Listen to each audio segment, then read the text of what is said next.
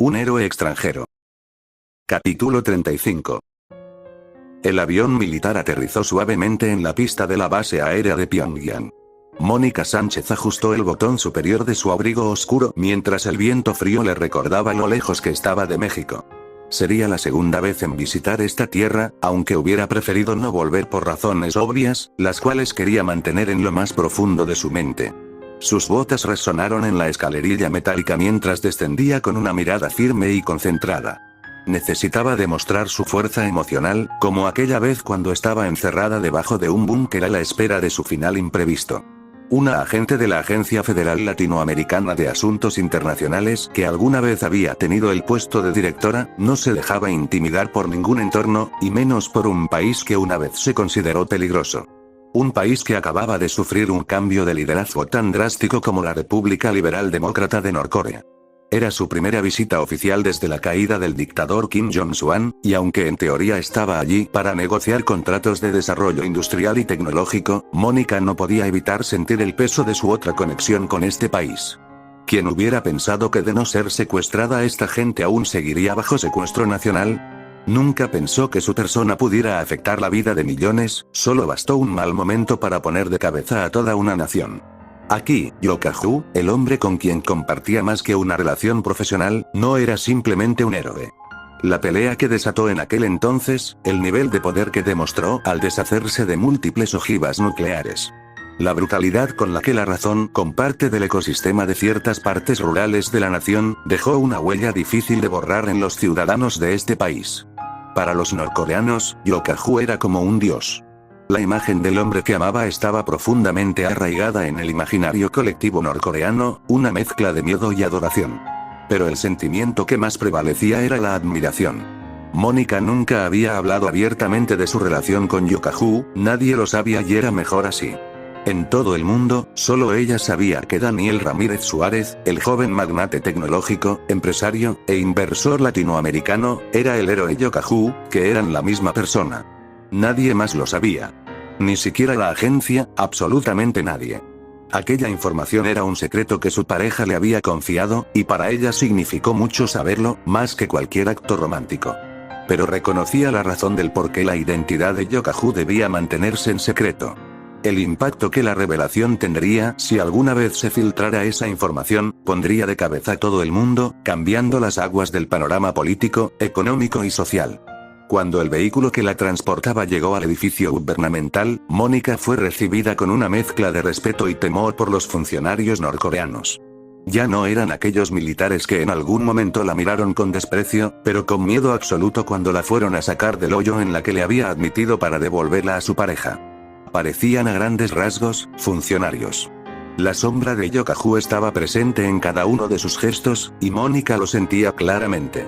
La razón por la que la trataban con tanto respeto no tenía nada que ver con su rol como agente internacional, sino con su conexión con el héroe que había devastado a su antiguo dictador. Y aunque ellos no sabían sobre su relación personal con él, tal parecía que los rumores habían alcanzado este rincón del mundo. Ya que por las acciones de los norcoreanos, había una reverencia implícita hacia cualquiera que hubiera estado cerca de Yoka-ju. El nuevo líder de Corea del Norte, Kim Jong-un, la esperaba en el interior. Era el hermano mayor de Kim Jong-un, y, a diferencia de su difunto hermano, había liderado una resistencia secreta durante años en busca de retomar el poder que le pertenecía. Ahora, al tomar las riendas del país, se encontraba en la difícil tarea de desmantelar el sistema de control mental que su hermano había implantado sobre la población. A pesar de sus intenciones de libertad, demostrando a las organizaciones internacionales sus esfuerzos por retomar los avances que se les había negado, Mónica sabía que aún quedaban muchas secuelas del lavado de cerebro. Los norcoreanos eran fáciles de convencer a esta etapa de sus vidas, especialmente después de décadas de manipulación, miedo y represión. Kim Jong-un tenía muchas cosas por las que trabajar. Señorita Sánchez, bienvenida, dijo Kim Jong-un mientras se levantaba de su asiento para saludarla. Este hombre era diferente a su hermano, tanto en apariencia, como en personalidad. Se parecía a un hombre normal de su país. Parecía viejo y canoso, bajito, pero con unos ojos que desprendían seguridad y ferocidad. Su voz era suave, pero contenía una firmeza que sugería determinación. Gracias por recibirme, señor Kim Jong-un, respondió Mónica mientras estrechaba su mano con la misma firmeza. No era alguien que se dejara intimidar, pero estaba atenta a cada matiz en su tono de voz y lenguaje corporal. Se sentaron en una amplia sala de reuniones, decorada de forma austera pero moderna, un reflejo de la nueva dirección que el país buscaba. En algún momento, Corea del Sur escatimó esfuerzos con el fin de unificar la nación. Después de todo, independientemente de sus diferencias, eran hermanos separados por diferentes políticas. No obstante, el nuevo líder se negó rotundamente, aunque más adelante explicó que Corea del Sur había sido hasta cierto punto informante de Kim Jong-un en el pasado. Ese tipo de traición provocó muchas bajas para su grupo de resistencia en aquel entonces, llegando a estar en peligro de muerte al menos unas 10 veces durante toda su vida. Mónica observó con cuidado al líder frente a ella. No era tan imponente como su hermano, pero lo que le faltaba en presencia física lo compensaba con su inteligencia estratégica.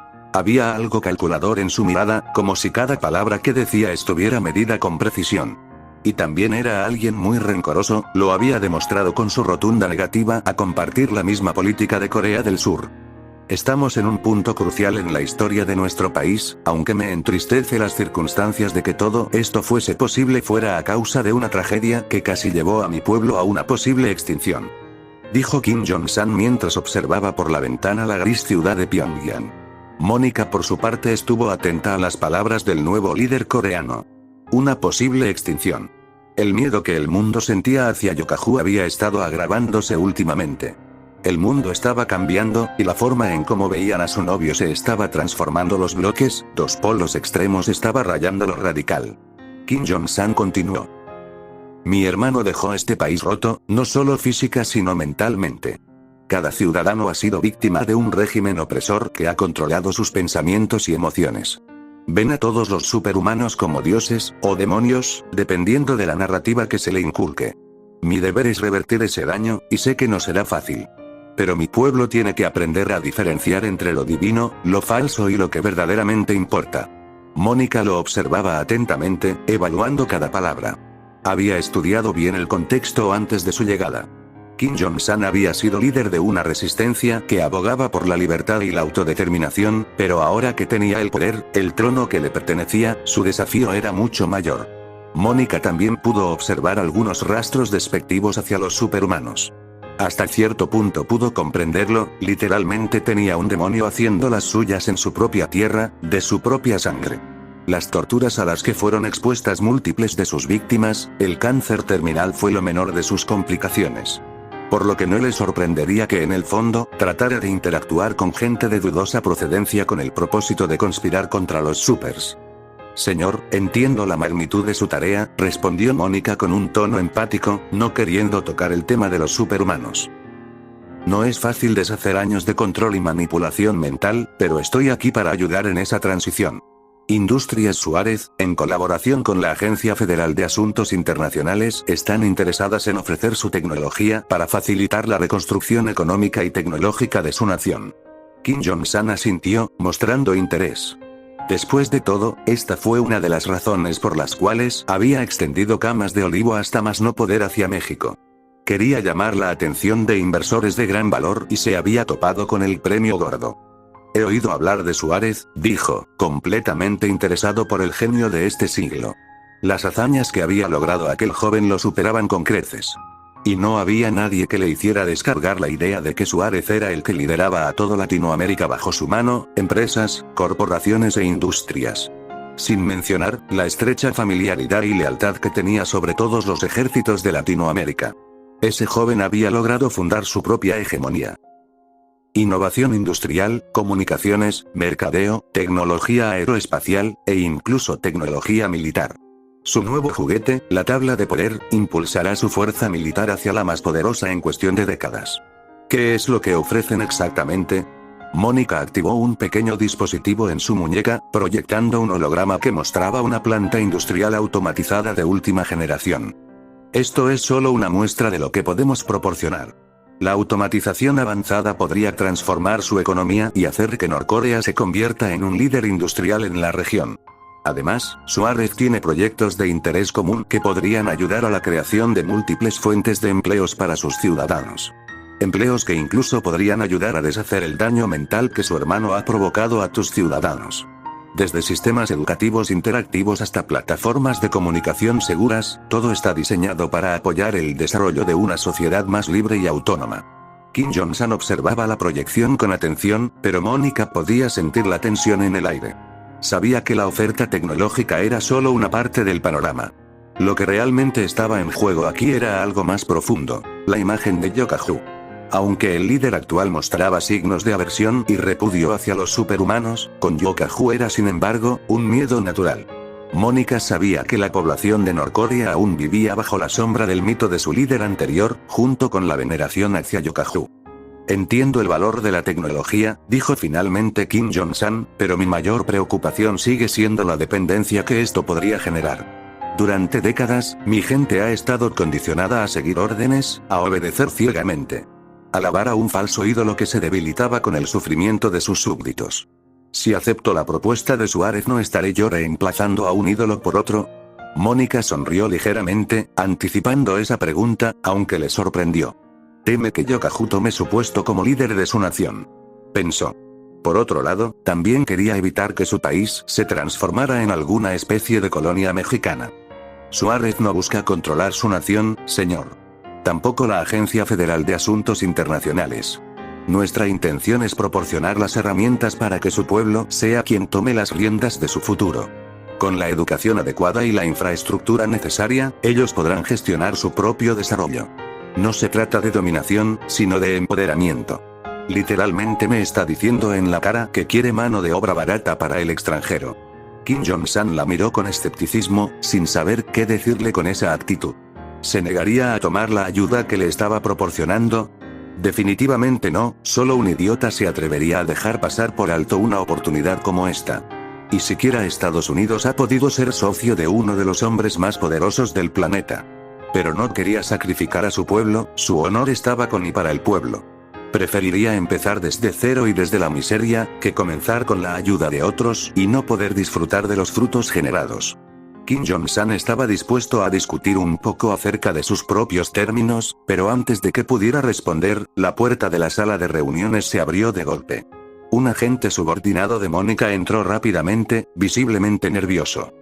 Disculpe la interrupción, agente Sánchez, dijo el joven, haciendo una reverencia apresurada, pero hay alguien importante que ha llegado. Pide verla de inmediato. Mónica frunció el ceño. No esperaba visitas. ¿Quién demonios era como para interrumpir un negocio tan importante como este? ¿Quién es?, preguntó con una voz calmada pero alerta. El agente se acercó y le susurró al oído. Al escuchar el nombre, Mónica sintió un escalofrío recorrerle la espalda. La CIA, pensó inmediatamente. Habían pasado semanas desde la última vez que había hablado con él, pero si Daniel había vuelto a México. Había asegurado que estaba haciendo algunos negocios, se encontraba en Brasil, analizando una nueva batería de alto rendimiento, estaba deseoso de presentar algo.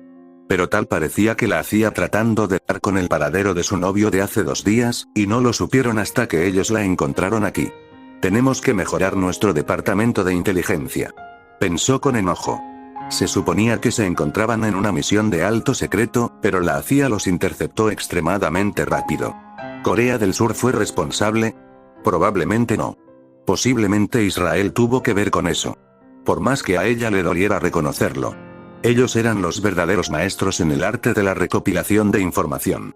Y no había nada, el dinero no podía ser proporcional en este mundo. Mónica miró a Kim Jong-un, quien observaba la escena con una mezcla de curiosidad y sospecha.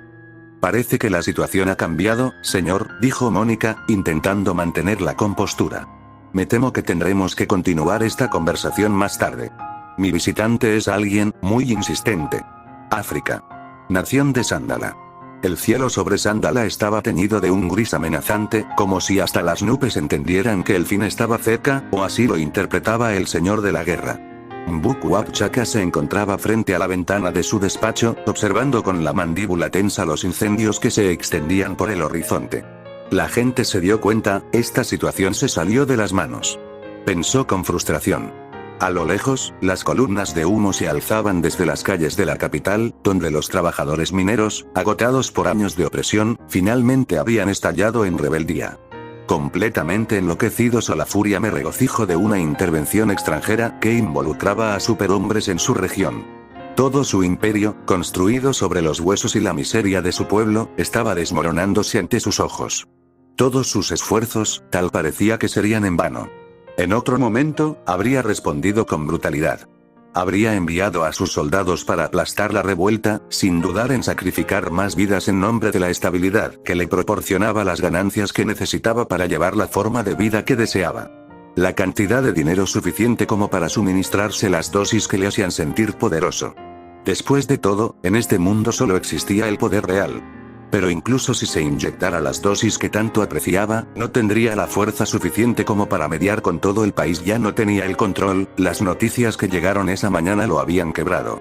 Un equipo de héroes, un grupo selecto enviado por la Asociación de Héroes y reforzado por los Estados Unidos, se dirigía hacia él. Las noticias internacionales nombraron esta situación como el fin de la dictadura de Sándala. La caída del tirano podía verse en los títulos de la primera plana de su periódico, todos los periódicos de cada imprenta que existía en Sándala. Sabía perfectamente lo que eso significaba, su captura o su muerte. No habría negociación, ni exilio en algún paraíso lejano. Los crímenes cometidos contra su propio pueblo lo condenaban a una ejecución inmediata según las leyes de su país, y en caso de ir a juicio internacional. Probablemente terminaría encerrado en la prisión más oscura de la gente pueda imaginar. Machete, ninja mexicano, Miss Audaz, puño de hierro, Imix y coronel de plata. Si bien no eran nombres conocidos al nivel mundial como los 7, estos héroes eran buenos en lo que hacían, famosos en su país por ser capaces de luchar contra superhumanos. Y como si eso no fuera suficiente, Estados Unidos había enviado a 3 de sus mejores: Nova, la Antorcha y Bárbara.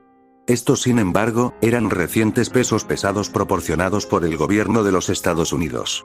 Con un suspiro profundo, Mbuku dejó caer su pesado cuerpo en la silla frente al escritorio. Miró por el rabillo del ojo un pequeño frasco azul. La sustancia casi agotada de aquel elixir lo suficientemente caro como para financiar todo un país de bajos recursos por un año. El compuesto V, una versión que solo podía conseguir en el mercado negro a través de sus colaboradores y benefactores. Tal parecía que su ambición de poder, de ser parte de lo que él consideraba lo más importante en el mundo, de ser súper, se acabaría pronto. La madera crujió bajo su peso. Encendió un puro y dejó que el humo llenara sus pulmones, tratando de calmar los nervios. Pero la verdad era ineludible. No importaba cuántos cigarros fumara, cuántos tragos de whisky bebiera, la certeza de su muerte se cernía sobre él como una sombra. Probablemente Estados Unidos me matará antes de que me lleven a juicio, reflexionó para sí mismo. Así termina, murmuró para sí mismo. Yo, el señor de la guerra, el hombre más fuerte de este país, el más cercano a la raza superior, reducido a esto. Un hombre esperando su sentencia, pero, en el fondo, sabía que nunca había sido el verdadero poder en Sándala, sabían que nunca podría ser parte de los seres superiores. Jamás sería un superhumano. Desde que tuvo la oportunidad de presenciar el verdadero potencial de los superhombres, observando cómo un simple hombre levantaba entre sus manos un tanque de guerra, supo que tenía que hacer hasta imposible para hacer como aquel hombre. Investigó por años, hasta lograr encontrarse con la información del compuesto V, a fuente de todos los superpoderes. Entonces se había jurado hacer hasta lo imposible con el fin de obtener los poderes que tanto deseaba. Y así se hizo con el poder su país, para apropiarse de los cursos y costear el tratamiento que tanto necesitaba, para algún día va a tener sus habilidades permanentemente por la ingesta masiva de compuesto V. Pero los años pasaron, y los poderes que tanto anhelaba, jamás se manifestaron debido a que el compuesto que poseía era una variante diluida. Los recursos naturales que su nación poseía, oro, diamantes, coltán, no eran suficientes para lograr costear una dosis concentrada en compuestos. Por no decir, era prácticamente imposible encontrarlo en su máxima concentración. Se permitió ser un títere, y todo en vano. Transformándose en un esclavo de las corporaciones y sus benefactores, con la esperanza de sobrepasar los límites humanos. Los verdaderos amos eran los gobiernos extranjeros que le proporcionaban armas, dinero, apoyo político y los contactos adecuados para conseguir su elixir. Rusia, con su insaciable sed de energía e innovación balística, era el mayor comprador y beneficiario de su régimen. A cambio de mantener las minas productivas, le habían garantizado poder durante años. Hasta ahora. Un golpe fuerte en la puerta lo sacó de sus pensamientos. «Adelante», gritó con voz cansada. La puerta se abrió con un chirrido, revelando a 3 hombres vestidos de negro, con abrigos largos y pesadas botas militares. El brillo de sus ojos delataba su procedencia. Eran agentes de la KGB, enviados por Rusia para asegurarse de que M'Buku cumpliera su parte del trato. Señor Chaka, dijo uno de ellos con un marcado acento ruso, su voz tan fría como la brisa que se colaba por las ventanas rotas del despacho. Pese a la situación que se nos ha presentado en estos últimos días, no podemos permitirle escapar todo este proyecto en el cual se le ha invertido por años. Usted tiene una responsabilidad que cumplir con nosotros. ¿Responsabilidad? M'Buku rió amargamente, una carcajada áspera que resonó en la sala. Mi país está en ruinas, mi pueblo se rebela y esos héroes están a horas de llegar. Lo peor de todo es que no cumplieron con lo que se me prometió. En lo que a mí respecta, no queda nada que salvar. No queda nada que salvar. Mi única responsabilidad es sobrevivir, y ni siquiera puedo garantizarme eso. El líder de los espías avanzó, apoyando sus manos sobre la mesa. Su expresión era de acero. Nosotros no hemos terminado con usted, Chaka. Sandala aún tiene recursos que extraer, y nuestras relaciones comerciales no han finalizado. Si huye ahora, no solo perderá su vida, sino que también perderemos nuestra inversión. Pero quiero que sepa que esto no es ningún tipo de contratiempo que no podamos resolver. Por lo que si aún insiste en querer escapar, déjeme dejarle en claro en que será eliminado y posteriormente reemplazado por alguien más competente. No permitiremos que nuestros intereses sufran algún tipo de contratiempo. M'Buku lo observó, incrédulo. Estos hombres, parecía que no entendían la gravedad de las cosas. No importaba cuántos recursos quedaran por extraer, los héroes vendrían a por ellos. Pero luego reflexionó sobre sus pensamientos, no pude evitar tocar una carcajada. ¿Por qué no seguirían como si nada hubiese pasado? Ellos eran Rusia, ellos podían lidiar con las repercusiones o altercados imprevistos. Los rusos seguían aferrados a su control, y el señor de la guerra los admiraban hasta cierto punto por eso. Pero luego recordó algo importante. ¿No entienden, y si el mexicano más grande se encarga de la situación? Comenzó a decir, recordando la lucha que había tenido contra el difunto dictador Corea del Norte. Ellos eran dioses, lo que él desesperadamente trataba de alcanzar al comprar grandes cantidades de dosis de recompuesto V. Entre su diatriba desesperada, el agente lo interrumpió. Entendemos mejor de lo que cree. Sabemos que esos héroes son formidables. Incluso tenemos calculado una posible intervención de Yokaju en el peor de los casos. Pero no se preocupe, señor Chaka. No está solo. Tenemos algo que ellos no tienen. M'Buku se apoyó hacia atrás en su silla, entrecerrando los ojos. ¿Y qué puede ofrecerme Rusia ahora? ¿Qué puede brindarme para protegerme de aquel demonio de los cielos? Preguntó con desdén. ¿Una bala en la cabeza o una celda en Siberia, esa es su solución? El espía sonrió levemente, un gesto que no alcanzó sus ojos. Nuestros recursos de inteligencia gubernamental está altamente capacitada y mejorada física y mentalmente para cualquier tipo de inconveniente. Y bien no tenemos el compuesto V, también portamos nuestra propia investigación sobre suero de poder. Además, tenemos a nuestro propio superhombre. Un héroe que, en su tiempo, fue más poderoso que cualquiera de los que vienen por usted. El agente de la KGB explicó mientras continuaba. La puerta de la oficina volvió a abrirse para mostrar a otro integrante del equipo ruso. Aquel individuo tenía una altura de 2 metros, estaba vestido completamente de negro y portaba un chaleco táctico en el que estaba repleto de municiones de todo tipo. Tenía múltiples armas blancas alrededor de sus rodillas, y su rostro estaba cubierto por una máscara negra. Aquel individuo parecía un agente táctico encubierto. Lo llamamos The Winter Boy. Ha sido telepáticamente lobotomizado para acatar nuestras órdenes sin cuestionarlas. Y está aquí, en Sandala, para asegurarse de que usted mantenga el poder. Los ojos de M'Buku se abrieron de par en par. Había oído rumores de los experimentos soviéticos con superhumanos, pero nunca había visto pruebas. ¿Podría ser cierto? ¿Tendrían un ser tan poderoso bajo su control? ¿Y ese hombre? ¿Es tan fuerte como dicen? Más de lo que puede imaginar, respondió el espía con frialdad. Ningún héroe que venga por usted será capaz de detenerlo. The Winter Boy ha sido programado para eliminar cualquier amenaza que se cruce en su camino. Los héroes serán exterminados, solo necesita resistir un poco más. El aire en la habitación se volvió pesado. M'Buku sabía que estaba entre la espada y la pared. Si se negaba a colaborar, los rusos lo eliminarían y sería reemplazado por alguien igual o más despiadado. Lo peor es que jamás lograría alcanzar el objetivo por el cual había vendido incluso a su propia patria. Pero si continuaba aferrado al poder, había una probabilidad de un 50% de que los héroes lo destruirían. La única opción era confiar en esa supuesta arma secreta. Aquel sujeto desconocido que tenía frente a él. ¿Me proporcionarán aquel suero del que me hablaron, o de lo contrario mátenme aquí ahora? Esos son mis términos. El señor de la guerra determinó, sin miedo a la represalia de estos agentes. De todos modos el infierno estaba asegurado para él.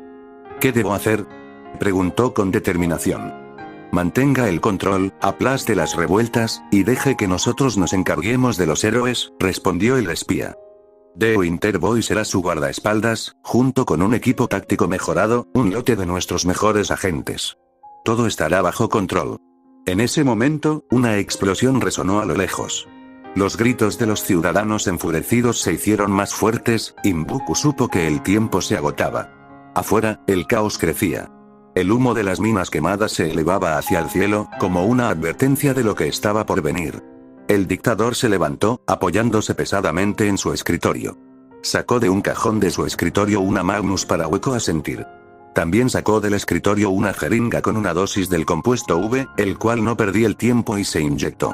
La reacción fue inmediata, en cuestión de segundos, fuerza impía recogió de su cuerpo. Miró con determinación y sadismo a los agentes rusos, completamente dopado para hacer cualquier tipo de atrocidad sin el más mínimo rendimiento. ¿Qué demonios estamos esperando entonces? Matemos a esos malditos hijos de, los héroes estaban en camino, y, junto a ellos, el juicio final para Mbuku Achaka. Pero él no caería así como así. Primero les arrancaría las manos a esos héroes, e intentan poder con sus objetivos. Si te gustó